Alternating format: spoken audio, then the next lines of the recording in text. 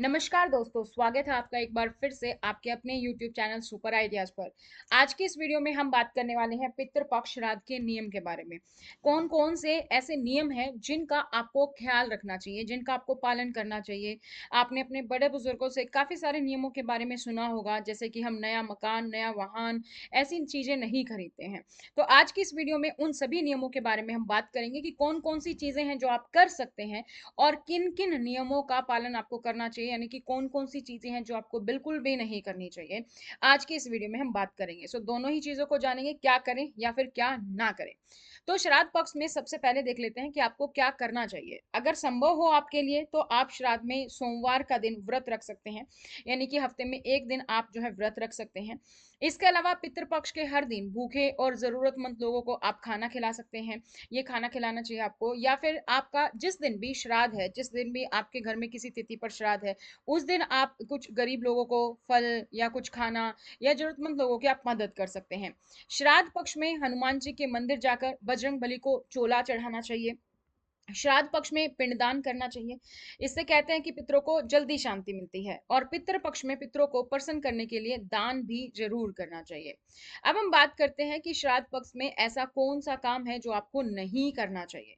सो पितृ पक्ष के दौरान कोई भी शुभ काम नहीं करना चाहिए, जैसे कि विशेष तौर पर शादी से जुड़ा कोई काम है, या हमें कोई नया सामान नहीं खरीदना चाहिए, जैसे कोई नया वाहन है, नया सामान है, वो हमें नहीं खरीदना चाहिए।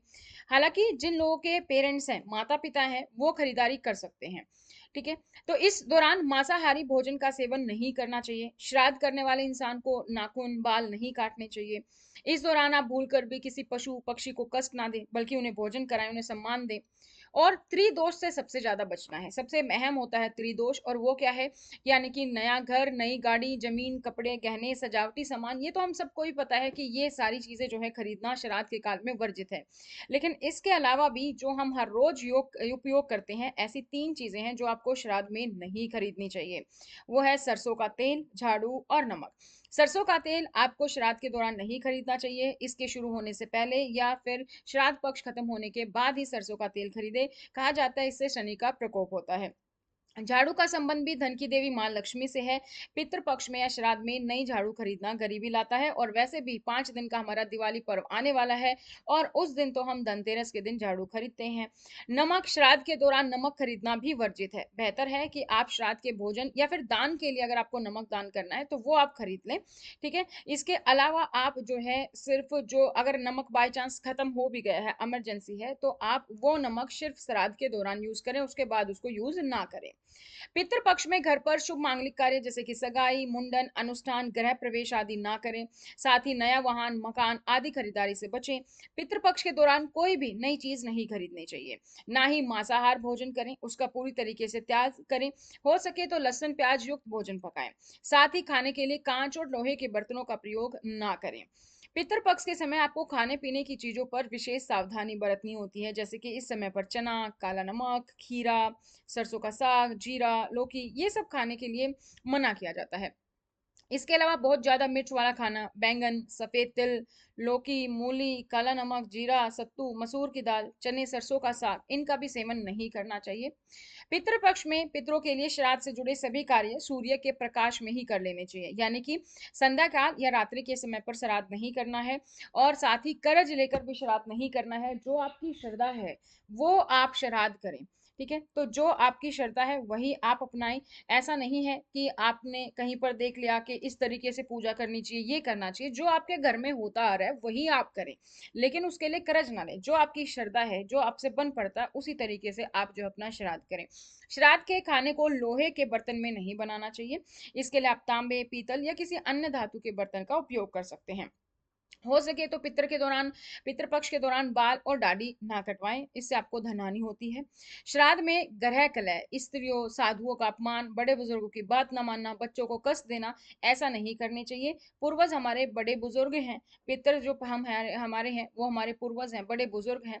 तो वो अपने घर में सुख शांति देखना चाहते हैं। आप मान के चलो कि अगर आपके घर में कोई बड़ा बुजुर्ग आता है तो आप किस तरीके से अपने घर में पेश आते हैं कि बड़ा बुजुर्ग खुश रहे, कि हाँ सब सुख शांति से हमारे घर में रह रहे हैं।